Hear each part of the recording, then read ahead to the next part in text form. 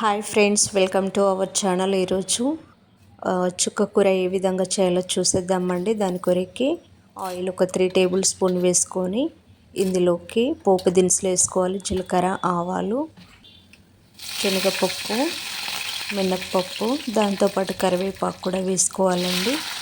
చిన్నగా తరిగిన మిర్చిని కూడా వేసుకోవాలి, ఒక 4-5 వరకు. అదేవిధంగా ఒక పెద్ద సైజు ఆనియన్ కూడా ఈ విధంగా చిన్నగా ముక్కలుగా తరుక్కొని వేసుకోవాలండి. వీటన్నిటిని బాగా కలుపుకోవాలి. ఇందులోకి మనము కొద్దిగా సాల్ట్ని కూడా యాడ్ చేసేద్దామండి. మనం సాల్ట్ యాడ్ చేసామంటే ఈజీగా మనకు మగ్గిపోతుంది. ఈ విధంగా కొద్దిగా మగ్గిన తర్వాత ఇందులోకి మనము పసుపును యాడ్ చేద్దాం, ఒక 1 స్పూన్ వరకు. పచ్చివాసన పోయిన తర్వాత చిన్నగా తరిగిన టమాటోస్ని కూడా వేసుకోవాలి. నేను ఒక పెద్ద సైజువి ఒక 3 తీసుకున్నానండి. ఒక 5 మినిట్స్ తర్వాత మనకి టమాటా అనేది ఈజీగా మగ్గిపోతుందండి. ఈ విధంగా స్పూన్తో మనము స్మాష్ చేసేసుకొని ఇప్పుడు ఇందులోకి మనము ముందుగా కడిగి చిన్నగా కట్ చేసుకున్న చుక్క కూరను ఇందులోకి యాడ్ చేసేసుకోవాలి.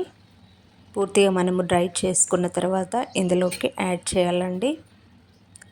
ఇందులోకి ఒక 1/2 స్పూన్ వరకు సాల్ట్ని యాడ్ చేసి ఒక 5 మినిట్స్ వరకు ఈ విధంగా ఉంచామంటే మనకి ఈజీగా ఎక్కువ టైం కూడా పట్టదు, ఈజీగా ఉడికిపోతుందండి. ఈ విధంగా అయిన తర్వాత ఇందులోకి మనము కారం మసాలాను యాడ్ చేసేసుకుందాము. మనకి గోంగూర చట్నీ ఏ విధంగా ఉంటుందో సేమ్ ఆ విధంగా పుల్ల పుల్లగా చాలా బాగుంటుందండి, టేస్టీగా. ఇందులోకి సరిపడినంత మనము కారము నేను ఇక్కడ ఒక 2 టేబుల్ స్పూన్ వరకు వేసుకున్నాను.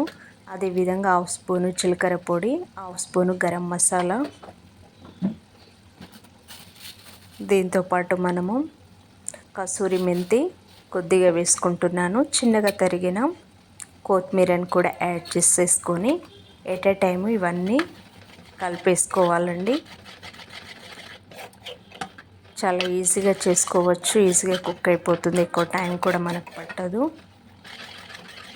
ఇవన్నీ మసాలాలు కొద్దిగా పట్టేంతవరకు ఒక 2 మినిట్స్ వరకు మనము లో ఫ్లేమ్లో ఉంచుకున్నామంటే ఈజీగా మనకి చుక్క కూర కర్రీ అనేది రెడీ అయిపోతుంది. మనకి రోటీలో కానీ రైస్లోకి కానీ చాలా బాగుంటుందండి. ఖచ్చితంగా ఈ రెసిపీని మీరు కూడా ట్రై చేయండి. మీ ఫ్యామిలీ మెంబర్స్కి షేర్ చేయడం మర్చిపోకండి. Thank you for watching.